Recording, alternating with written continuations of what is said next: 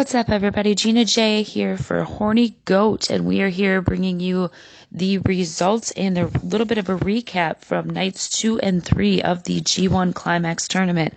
We're going to go ahead and get started into it. I know we put predictions out earlier for nights 2 through 4. If you have not watched our predictions, please pause this video, go back, watch the predictions so that you can see how we did.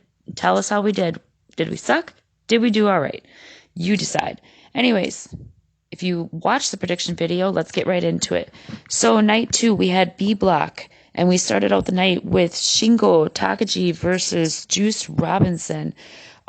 Juice surprisingly pulled off the victory with this one after a great match. He hit a Pulp Friction to score the pinfall, but this match was incredible, which we all figured it kind of would be. Shingo and Juice are both incredible competitors, so it did not surprise me at all that it was a good match.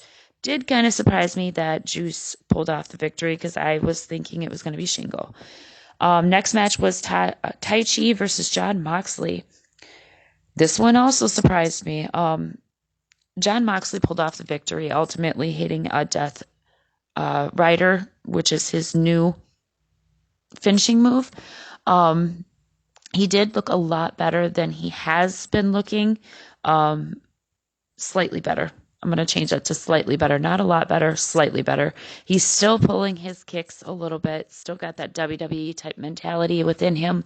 I'm sorry if anybody hates me for saying that, but he is still very WWE washed, and he has to, if he wants to catch up and be able to hang in the G1, he has to kind of push that mentality away, which he did a pretty decent job of doing on night 2. The one thing that I did not like in this match was there was a table spot, and I know Moxley is known for hardcore stuff, but I would just rather not see it in the G1. I want to see guys go out there.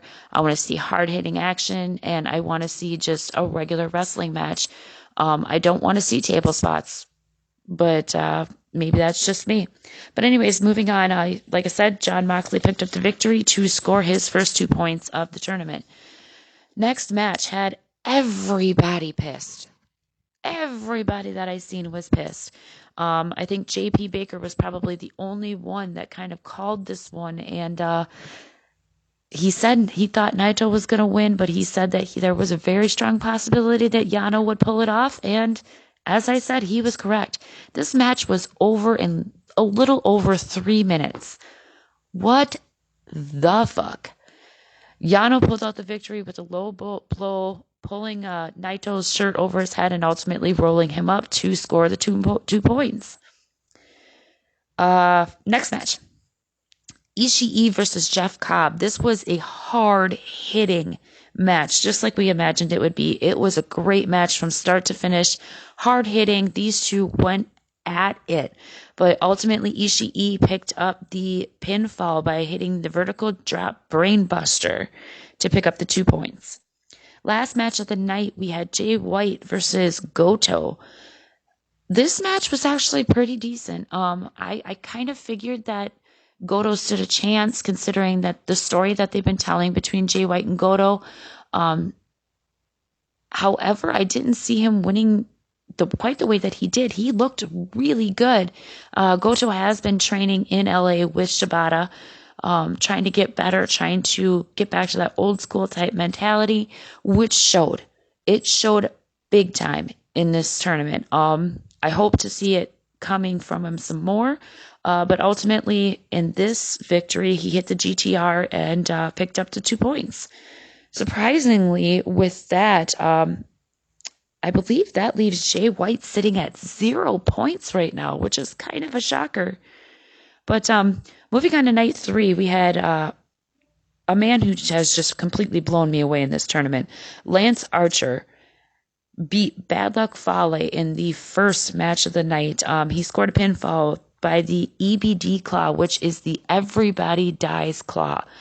This is a devastating finishing maneuver.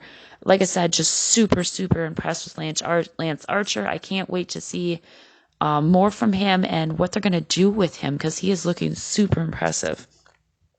Second match of the night was Will Ospreay versus Sonata. And this actually was kind of a toss-up between all of us. Some of us said Sonata, some of us said Will Ospreay. It was a back and forth match the entire night.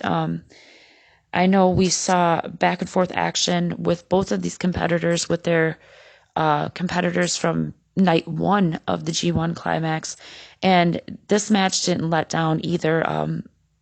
It ultimately resulted with Will Ospreay getting the pinfall using the Stormbreaker over Sonata. But like I said, just a great match, very back and forth action. Both had offensive and defensive moves.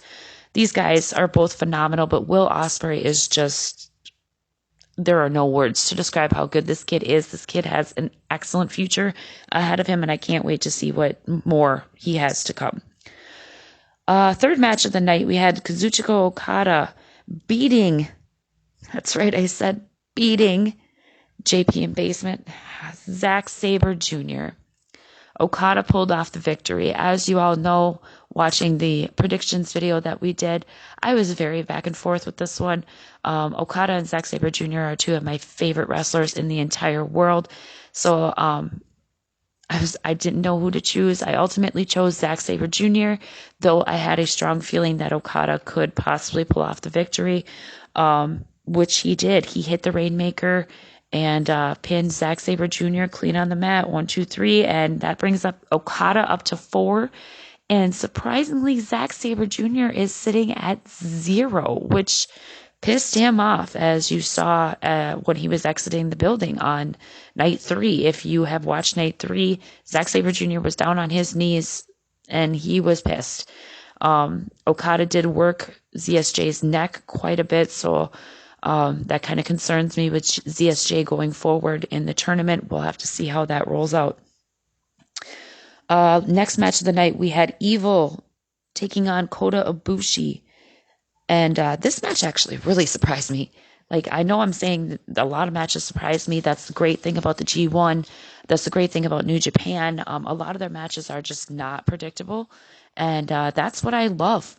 I love being wrong when it comes to New Japan, because that means that it was a 9 out of 10 times it was a great match. So I'll gladly be wrong. But I believe I had picked Kota Ibushi for this match, but it ultimately was Evil scoring the pinfall by using his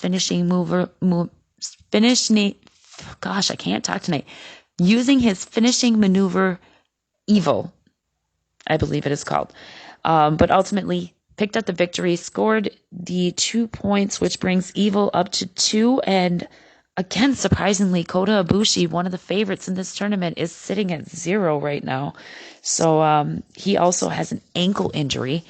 I want to point out that was his ankle injury was actually suffered from Kenta on night 1 of the G1 Climax. Kenta injured his ankle, and Evil did not hesitate to what's the words?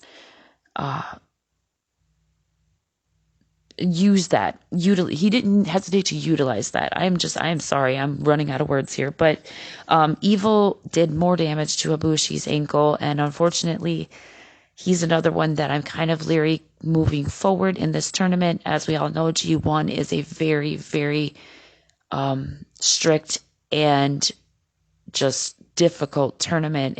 You don't get any breaks in between. It's like maybe 2-3 days, a week tops break in between your matches. So we'll have to wait and see exactly what kind of devastation that has actually done to Ibushi moving forward. Last match of the night was hands down, I don't even know what the words were, but this match was my favorite match of the night because it surprised the hell out of me. Kenta versus Hiroshi Tanahashi. Most of us had picked Kenta, but I did not anticipate it to be as grueling and taxing of a match as it was.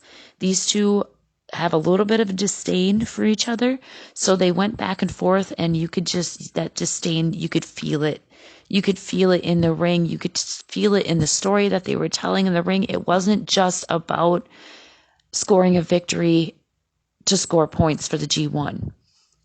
This is something that is going to, I believe, pursue into the future for a future storyline between these two, because Tanahashi holds a lot of animosity towards Kenta. Kenta, as we all know, before he was in the WWE, he was not in New Japan. He was actually over in All Japan, I believe it was. Don't quote me on that, but he was in another Japanese wrestling promotion. He was not in New Japan. So Tanahashi, being Tanahashi, holds a little bit of resentment over him for that. So ultimately, like I said, Kenta picked up the victory after a really hard-hitting match. He picked up the victory by hitting the go to sleep, his signature move.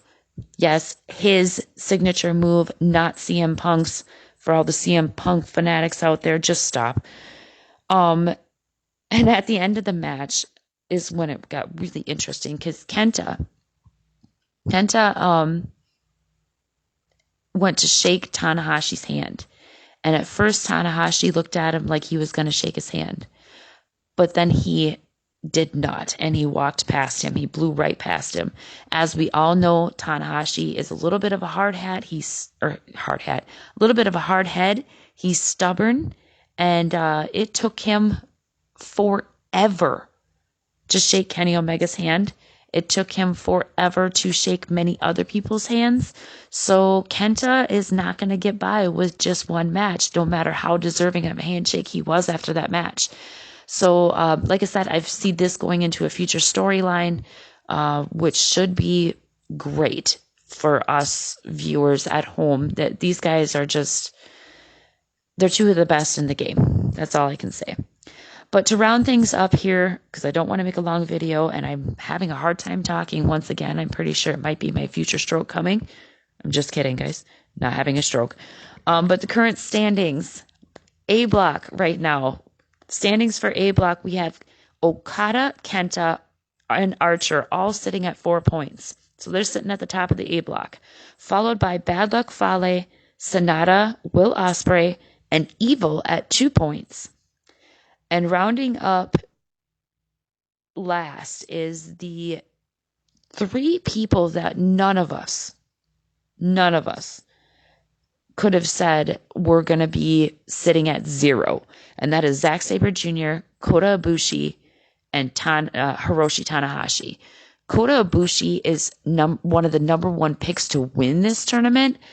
As I stated, ankle injury or not, he better pick up his game if he wants to win and go on for the IWGP title. I just don't know if it's going to happen. But this is standing for A block right now. B block, we are sitting at Goto Ishii, Juice Robinson, and Yano and Moxley all sitting at 2 points. Whereas we have, surprisingly again, Jay White, Cobb, Shingo, Taichi, and Naito. Naito being the other favorite to win this tournament. They are all sitting at 0. So 2 of the favorite picks to win this tournament are now sitting at 0. There's still a lot of time ahead, so they have time to catch up. But with guys like Kenta, Archer, Okada, Ishii, Juice, with guys like those sitting up in the top of their given brackets, it's going to be really, really hard for Ibushi and Naito to catch up, especially Ibushi with that injury. So we will be keeping up with the G1. I will get better at pronouncing names, and I promise I will get better at speaking eventually. But let's see. Tonight, technically tomorrow morning for me, is night 4 of the G1. So tomorrow I will be coming in with a synopsis of what happened in the G1 for night 4, as well as an update on current standings. If you like this video, give it a like. If you don't, comment below. Tell me what I need to improve, which I know I need to improve on my speaking. I will be working on that. But yeah, just let me know what you think. Who was your favorites? Who's your choice to win the G1? And just give me your thoughts below. All right. Thanks, guys. Have a good day or night, wherever you are. I don't give a fuck.